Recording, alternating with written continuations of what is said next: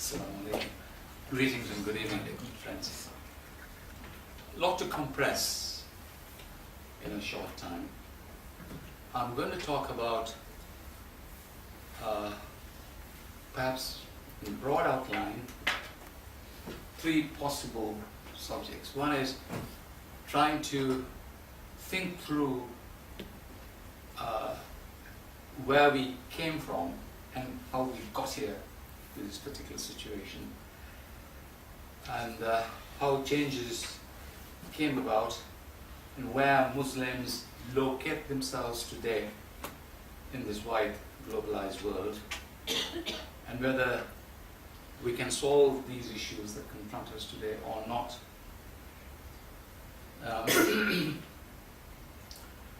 I'm taken back, for starters, just 3 months when there was a great hoo-ha about this Mayan calendar, where they were talking about the world is going to end on the 21st of December, and the world didn't, of course. But someone said quite interestingly, this may not have been about the world ending on a particular day, but it's about, possibly about epochal changes in the way that the world is run by the humans. And thinking back on this, thinking a little bit about this, going back to the hunter-gatherers, and hunter-gatherers moving into an agricultural scenario. Hunter-gatherers survived who knows for how long, 30, 40,000 years. 8,000 years ago, there was an epochal change in which human beings began to settle. But that didn't happen overnight, did it? It didn't happen like on the 21st of December, whenever. Or epochal changes also take a long time to change. A long period of gestation, if you like. And we don't know who put 4 poles in the ground and put a thing on top, some leaves on top. Oh, I built a house, so we are agricultural communities. You know, we don't know that history. But something did happen more recently in our history, in which things did change, things were said and done, in which the kind of epoch we are living in today happened. And these things perhaps weren't pointed out as this was the time in which this new epoch came, because as I said earlier, these changes also, these massive changes in the way we live, happened through a period of time. One of these changes, I think I'm talking about the Enlightenment, and one of these changes happened when somebody pointed out that we were living in a zone, in an area of existence that we really didn't belong in. And the idea for that was summed up by Richard Tarnas, who wrote The Brilliance of the Western Mind, when he said that there was a shift. There was a shift, a radical shift from the psychological alliance from the divine to the human. I put it to you that that was one of the points on which this epoch was built in. There was an epochal change when the humans then took over, if you like, aspect of running the world, the whole idea of the Enlightenment, secularism, and all these things evolved from that period when Descartes said we are lords and possessors of creation. We are masters of creation. When the human took over from the divine.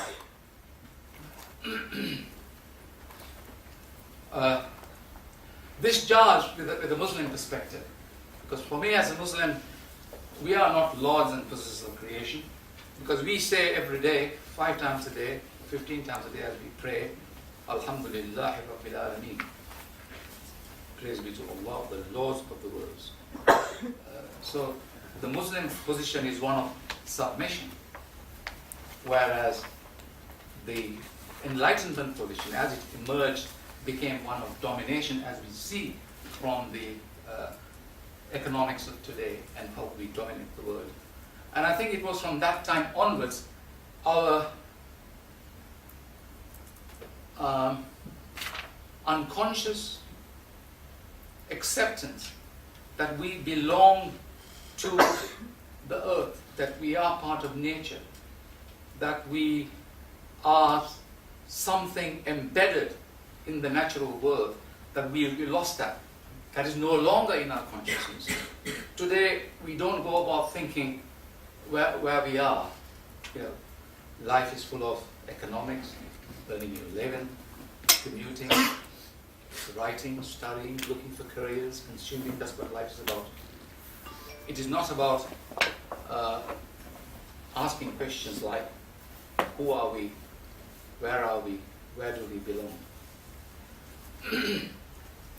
Of course, that was then followed on by the Newtonian world of the wheel of the world, where it was imagined that the Earth was a clockwork machine, and it was cranked into existence by someone somewhere.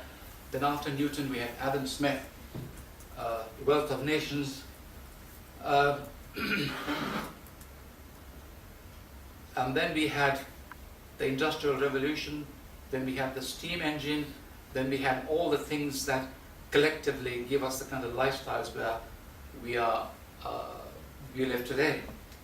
But there's also something quite important happened in this period, apart from the intellectual advances that were made in the West, and that was the creation of the Bank of England in 1694. And that also made it possible for people to then give expression, what gave fuel to express the secular worldview, the industrial worldview, was the creation of debt, because this is how the world survives today. I think undergraduates will understand this because they start life being in debt to some bank or other, which they have signed their papers to, signed their names to. Now, one of the things, the major thing that happened in this situation was, as I said earlier on, that pushed the human race forward was the Industrial Revolution. And from that point onwards, we began to use the Earth's resources and talk about issues like prosperity, growth, economic expansion, GDP, standards of living, and the whole political system and government was geared to giving all of us high standards of living, and the West particularly achieved this by the time of the 20th century. And these economic activities actually depended on fossil fuels. And one of the things we come across today is the whole argument about climate change, heavy carbon footprint, about excessive energy consumption by developed and developing societies. And it is also the climate scientists have discovered through investigating core samples of ice from the Arctic regions that parts per million of carbon dioxide, was about 280 pre-industrial revolution. Now, what happened before that was that there was the 280 parts per million was a fact for most of the human society. And what happened after the Industrial Revolution is that carbon dioxide concentrations increased in the atmosphere to the extent that it's now nearly 400, which is what is causing great concern. Now, when we look at the predictions made by climate change scientists, when we look at what the Kyoto Protocol and other agencies, other institutions that try to control carbon emissions try to do, is to try to limit the emissions of carbon and try to, as a result of which, people had to begin to tighten the emissions of carbon in their own countries. Now this is proving very difficult. And the other thing is, as we function in a globalized world, Muslims cannot expect to be something else apart from all what is happening. And I'm reminded of this when some years ago, as I started this work, when I went to two scholars and I said to them, what is the problem? And they were saying to me, this is not our problem, let them do it, meaning the West created the problem, therefore it absolves us from any responsibility over these issues. But the fact of the matter is, wherever the Muslims are, they are part of a globalized world, and therefore they are also equally responsible for what is happening today. They cannot shift any responsibilities to other people. And something else that also happened is that in the same way that the other traditions have distanced themselves away from their basic teachings of their faith, Muslims also had lost their understanding of their relation to the earth and through that the relation to the Creator. Because if one says that everything on the earth is a sign of the Creator, then we are also part of that sign, those signs. And therefore, I found it very difficult, having started this work, to try to convince the Muslims that there is something that they are missing. That there is a dimension that if they only understood what was going on, they could in fact make a contribution from their understanding to the rest of the world about what it is that they can do in order to alleviate the problems, the common problems that the human race faces. So there needed to be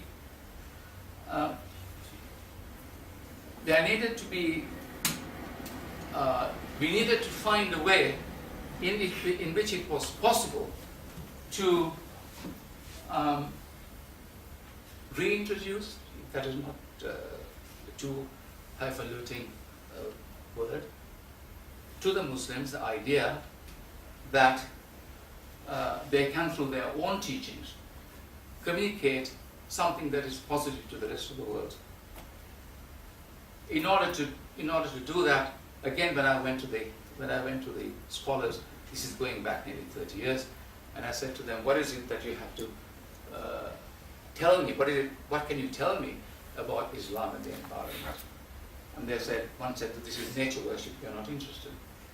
So what I had to do was, in fact, quite late in my life, go back to university and do a master's in Islamic theology based on the Quran, the verses of the Quran emerging from the root khalaqa, khayla, qaf. Because there are about 250 verses in the Quran which talks about the earth, the sun, the moon, and you say many verses, many chapters in the Quran are named after nature, like Al-Ankabut, the spider, the bee, the cattle, and so on. And it was quite surprising for me to discover that there are nearly 260 verses in the Quran, at the very minimum, about creation, about the birds and the bees and the stars and so on. And it wasn't enough. It wasn't enough that these ideas were there, these verses were there, but I felt, given the urgency of the time, because I was challenged at one of the meetings I had in the mid-90s, I was challenged challenged by a Christian colleague who said to me, Fazlun, what has Islam got to say about these things? I had no answer. But once having discovered that there was an answer, and what I discovered was Islam is intrinsically environmental. You see, and I also asked myself the question, why was it that these teachings have been lost? And if you think about it, you see, environmentalism is, even in the Western academic world, a new discipline. You see, it didn't happen until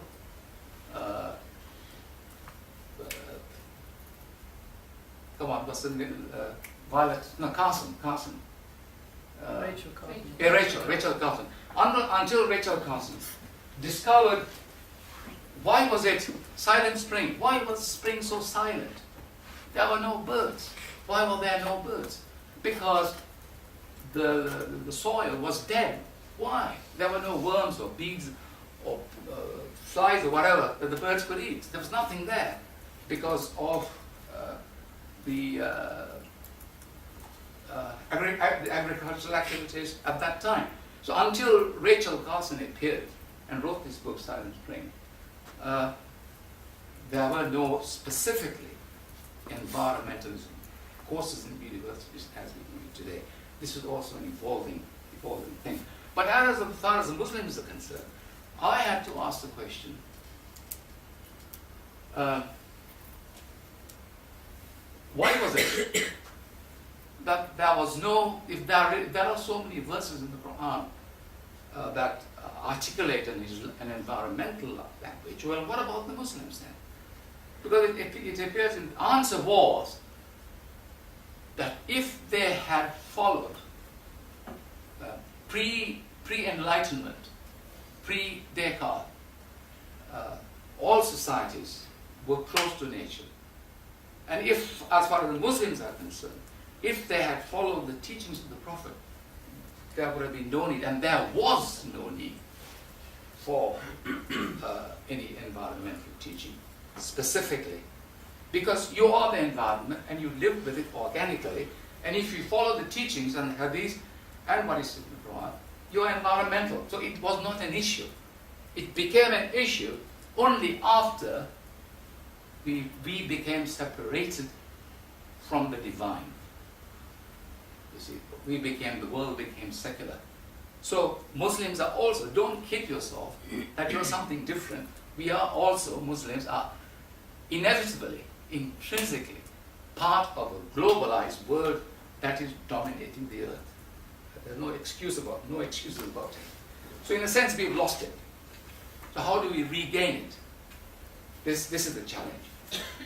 So for me, in a very humble way, what I could do was, okay, let's take this on, and let's try to devise a teaching that can communicate, that will reach the pool of knowledge that the ulama already have at one level, and reach other people, young people, activists who have their hearts in this subject, but who also want to then be active in this. It had to be done quickly. And so I've tried a few experiments. And I was talking to Dr. Umar Abdullah Nassif in Jeddah after a Harvard conference in the late 1990s. And I said to him, we need to devise a teaching which we could call Ilm al-Khalq. He sort of warmed to the idea. It's great. He said, you go and do it. Ilm al-Khalq meaning knowledge of creation. And so I'm glad I had his affirmation. And consulting colleagues, speaking to other ulama, we devised a technique where we could break this down into 4 specific principles.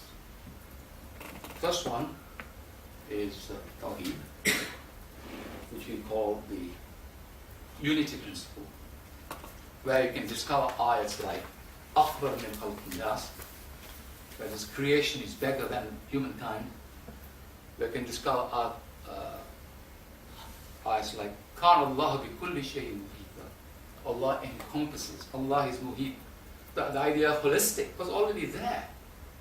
You see, but we discovered that there are lots of other ayahs affirming Tawheed. Then that's the unity principle. Then we go to give us another principle called the fitra, principle of primordiality. The ayah that we use is Fitrat Allah illati fatara nasi alayh. Allah originated you in His original creation. So creation was there, and we became embedded in that. We emerged and embedded in that creation. The idea of belonging emerged from that. The third principle, how much time have I got? Are you okay?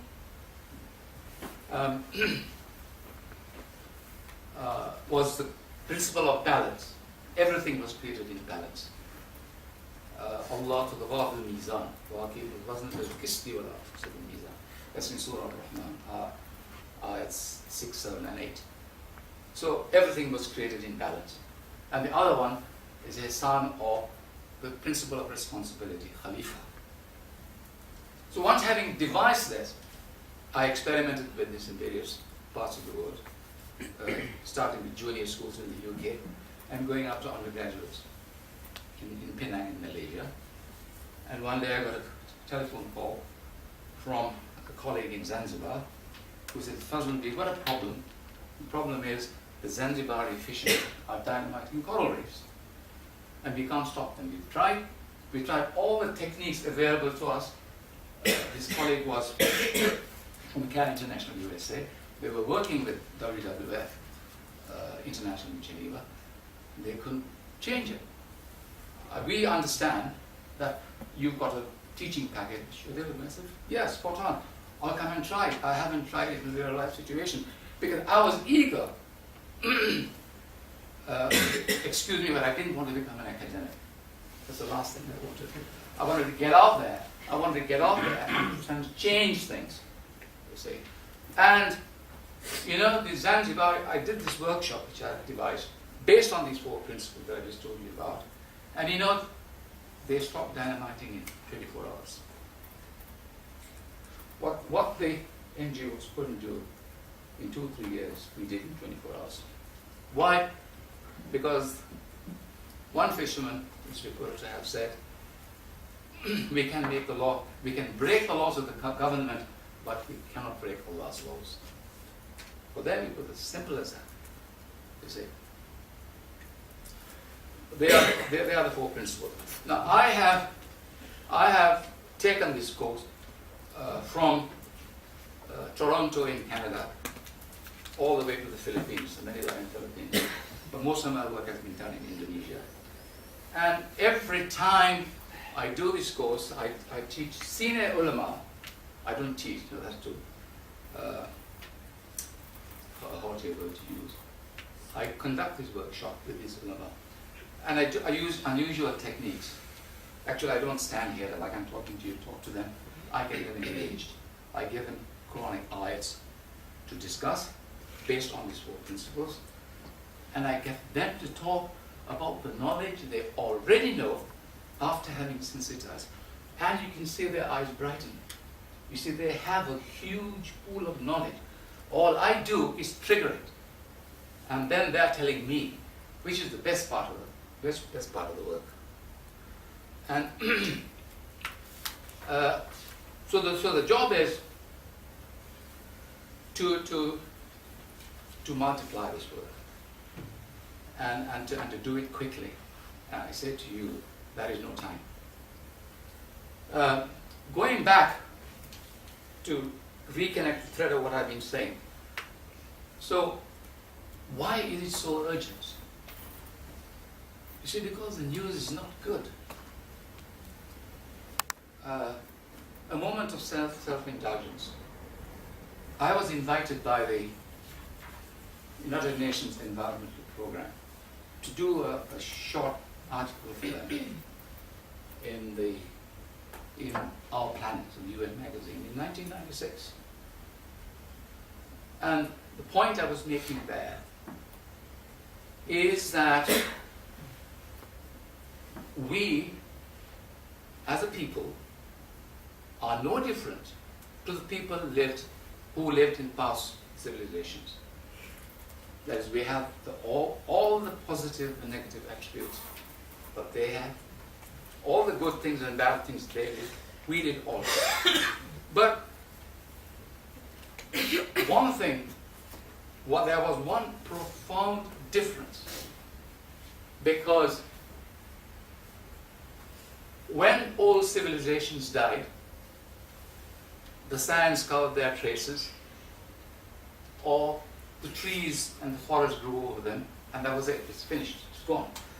Except what the civilization had to transmit in terms of the artifacts they made, or the learning and the culture was gone. What I'm saying is that the old civilizations were biodegradable. They died away, but they were biodegradable. This civilization is the only one that has gone against the grain. Because if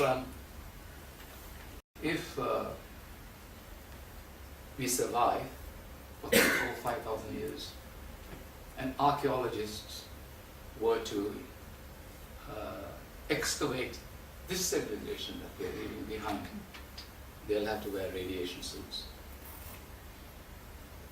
And that is a problem.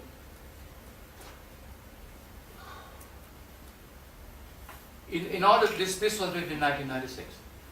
I've just come across a paper.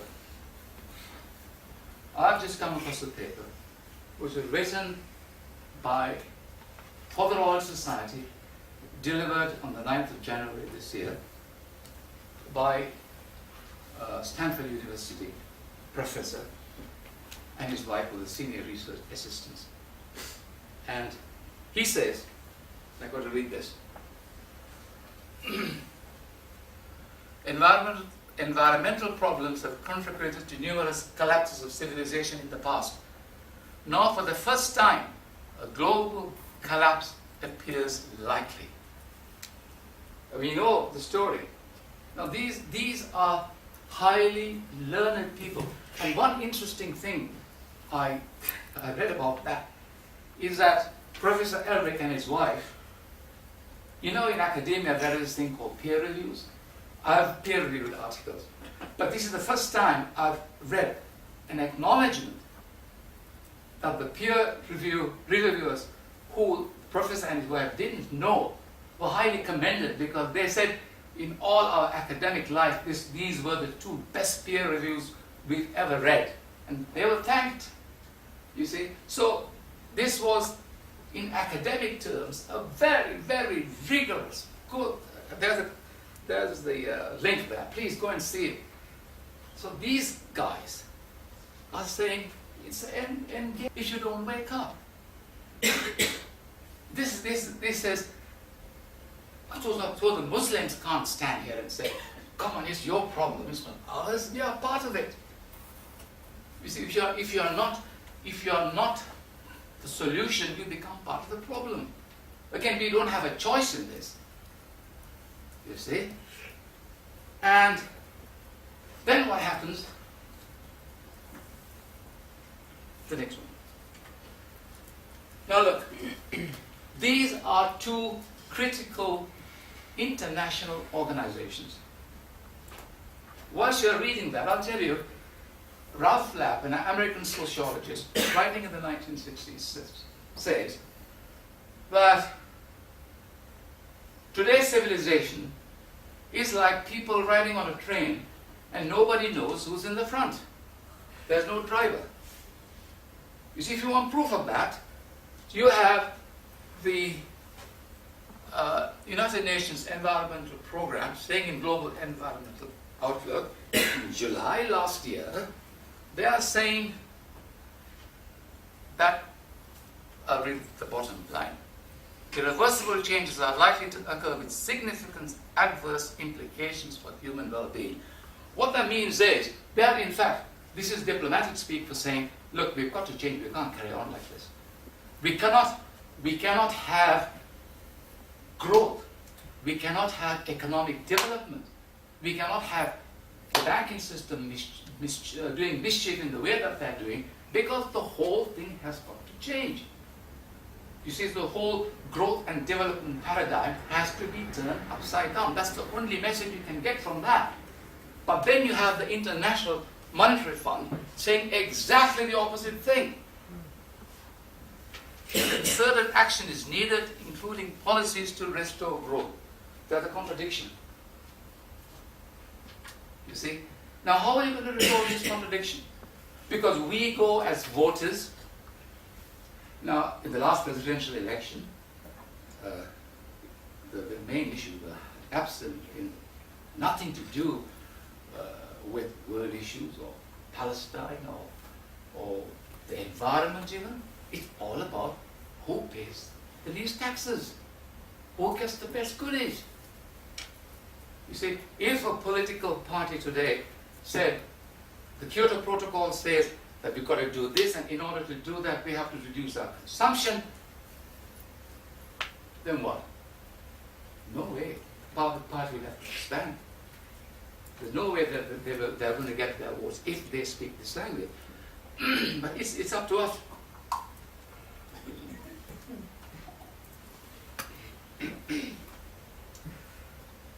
So you see, the economists and the environmentalists, excuse me, they don't talk to each other.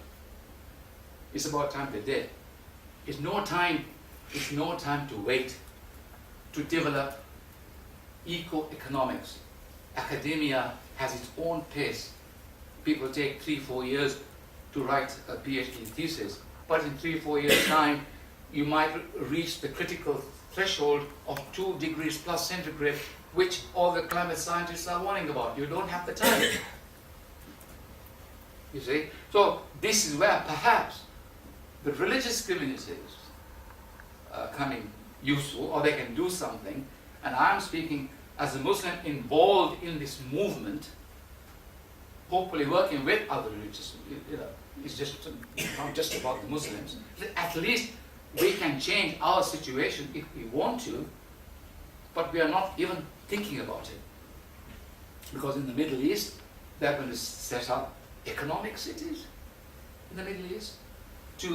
Then they're building skyscrapers on the sand. They have the 2018 World Cup. They have 2 Formula 1 racetracks. What else have they got? They have ski slopes in Dubai. I mean, it's madness. So,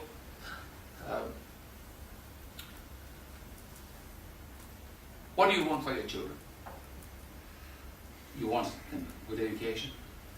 You want them to come to college, university, and get a PhD or a degree. You want them to get a good job. You want them to get 2 cars. You want them to go on holiday every year. All these are fossil fuel associated techniques.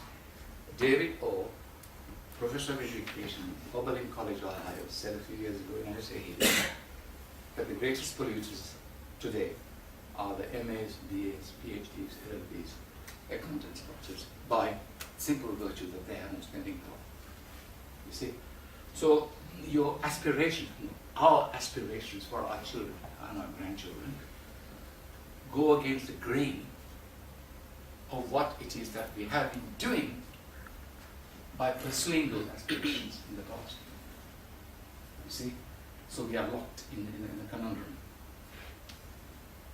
We are locked in this conundrum, and we have to change. And this is why we need to begin to think of, there's a transition movement. We need to begin to think of transition and how we're going to transit from this to the other. Because when you have highly reputable professors from Stanford University, this is all, if you go there, it's all over the place. They're saying we cannot do this, we cannot carry on. It's different. So this is the challenge for the Muslims in the last. Yeah, that's our ayat from the Quran. Do not strut arrogantly on the earth. You will never split the earth apart, nor will you ever rival the mountains. Don't do it.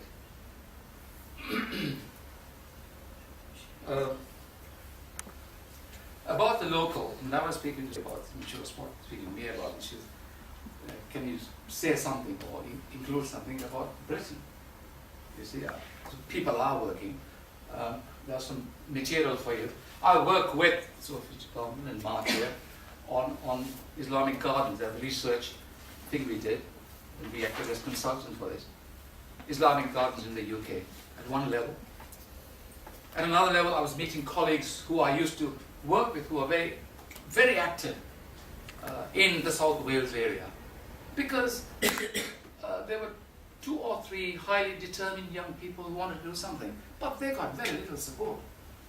Very little support from the community leaders, no support from the mosques, no support from people who can really support them.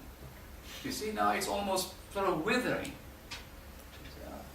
I feel sorry for them. It's not the only place. It happens more or less in all parts of the country, where people, individuals come up, push something, and they have to go, they get married or have children or they fall sick or move on, there's nobody to take over. So, but we need an army of people who will jump to the front line and say, we're going to make some changes. It's going to be different. If you don't do that, if you don't have that motivation, having all the qualifications in the world is no good for you, nor your children. Because you will also, the Stern report, he was supposed to have said in Davos just at the end of January, just 3 weeks ago, that he underestimated his figures, and he was apologizing. He says, I'm not exactly sure of the actual figures. It's going to be more than 2 degrees. Perhaps it's going to be 4 or 5 degrees centigrade over 2 days, so people have to wake up. But that went unreported. What Professor Stern said went unreported. Nobody heard about it. And it was of mind-blowing significance to everybody in this room and living in this country, living in somewhere else. It doesn't really matter. But it was unrecognized, unreported. The organization, before I finish, we were setting up, my final remarks, we were setting up little groups all over the country. A colleague in London came up with the idea of LINE, London Islamic Network for the Environment. And then we set up in the Midlands, Midlands Islamic Network. Somebody in Sheffield came up with the idea of the Sheffield Islamic Network. Now colleagues in Wales were thinking about this. My goodness, we can't call ourselves wine, can we? Oh, that's not a good idea. But what about South Wales? It will be swine. But then they came up with this idea. Welcome, this is brilliant. Welsh Environmental Link, creating opportunities for Muslim engagement. Now for that, they deserve all the support that they can get. If you have been listening, thank you.